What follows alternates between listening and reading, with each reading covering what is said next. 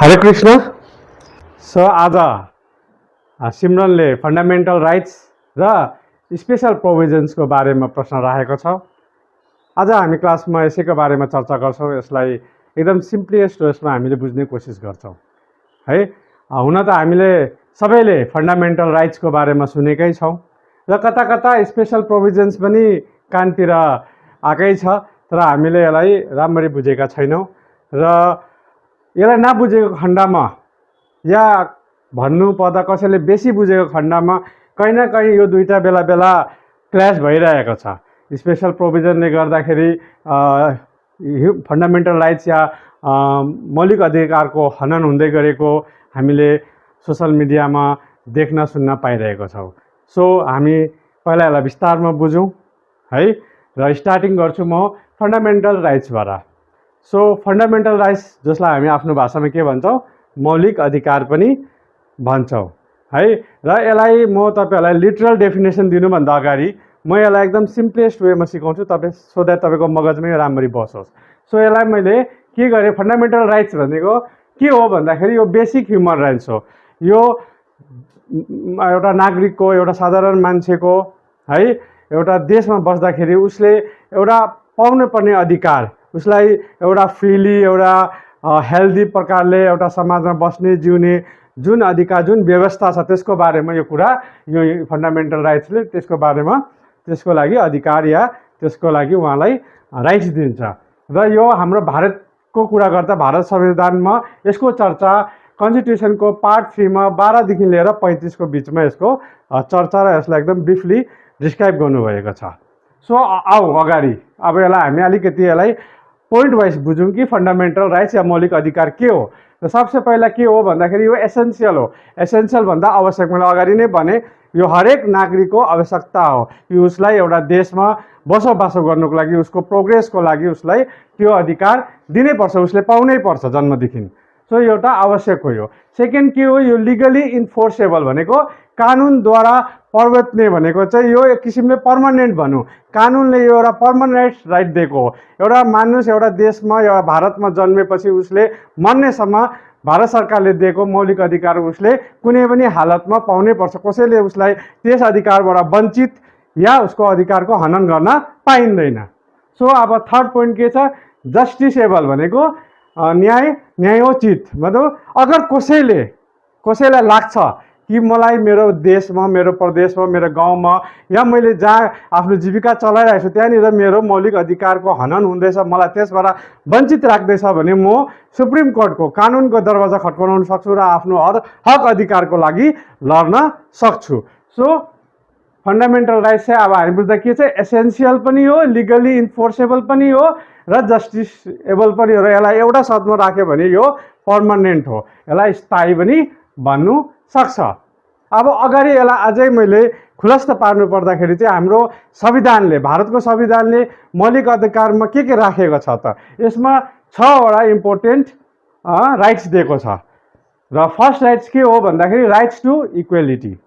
So rights to equality भनेको हरेक नागरिकलाई, चाहे त्यो धनी होस्, चाहे त्यो गरिब होस्, चाहे त्यो शिक्षित होस्, चाहे त्यो अशिक्षित होस्, चाहे त्यो कुनै धर्मबाट पनि होस्, कुनै जातबाट पनि होस्, कुनै समुदायपट्टिबाट पनि होस्, उसलाई समान अधिकारले बसोबासो गर्नु दिनुपर्छ। सो यो चाहिँ के हो, समानताको अधिकार, हरेक नागरिक समान रूपले बसोबासो गर्न पाइन्छ। अर्को के छ, right to freedom. So freedom भन्दा नि के हो, स्वतन्त्र।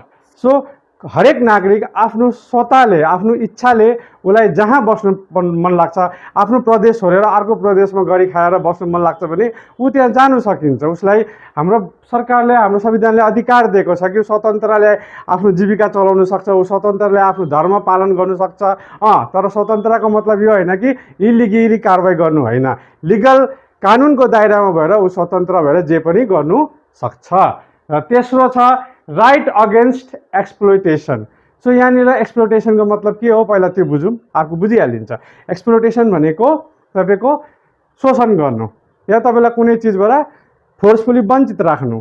सो अगर कसैले तपाईँको अधिकारलाई, तपाईँको गरी खाने भाडालाई, तपाईँलाई बाँच्नलाई, तपाईँको नानीहरूलाई एजुकेसनमा होस् या हेल्थमा होस्, कहीँनिर पनि कुनै प्रकारको तपाईँलाई या वर्क प्लेसमा तपाईँलाई शोषण गर्दैछ, तपाईँलाई अधिकारबाट वञ्चित राख्दैछ भनेपछि तपाईँले राइट अगेन्स्ट एक्सप्लोइटेसनमा कानुनको दरवाजा खटखटाउनु सक्छ। कसैलाई शोषण गर्नु पाउँदैन, चाहे धनको आरमा होस्, चाहे पोलिटिकल पावरको आरमा होस्, चाहे मेजोरिटीको आरमा होस्, कसैले एक्सप्लोइटेसन गर्नु पाउँदैन। वर्क प्लेसमा सिनियरले जुनियरलाई एक्सप्लोइटेसन गर्नु पाउँदैन, स्कुलमा टिचरले नानीहरूलाई एक्सप्लोइटेसन गर्नु पाउँदैन।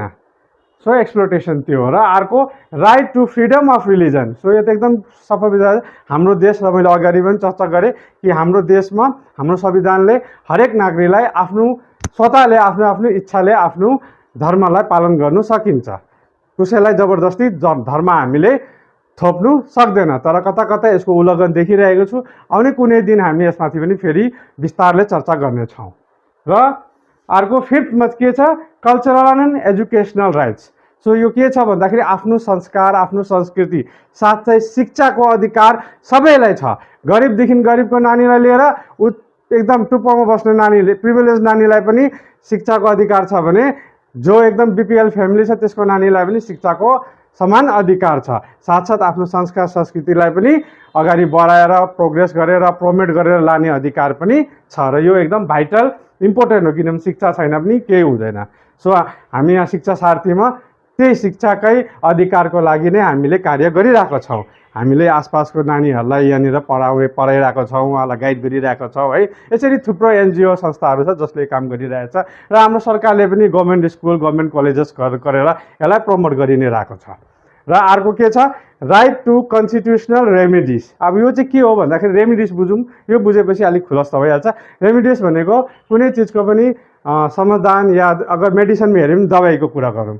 सो अगर हाम्रो यो अधिकारलाई, यो कन्स्टिट्युसनको अधिकारले कसैले हनन गर्दैछ, कसैले वञ्चित राख्नु खोज्दैछ, चाहे पैसाको ताकतले होस्, चाहे उनीहरू कुनै जग्गामा कुनै समुदाय मेजोरिटीमा छ भने त्यो मेजोरिटीको ताकतले होस्, त्यस्तो कुनै प्रकारले पनि हाम्रो मूल अधिकारलाई, हाम्रो मौलिक अधिकारलाई हनन या वञ्चित राख्दैछ भने हामीले यो कोर्टमा गएर सरकार न्यायको मद्दत लिएर हामीले आफ्ना त्यो अधिकारलाई बचाउ या संरक्षण गर्नु सकिन्छ।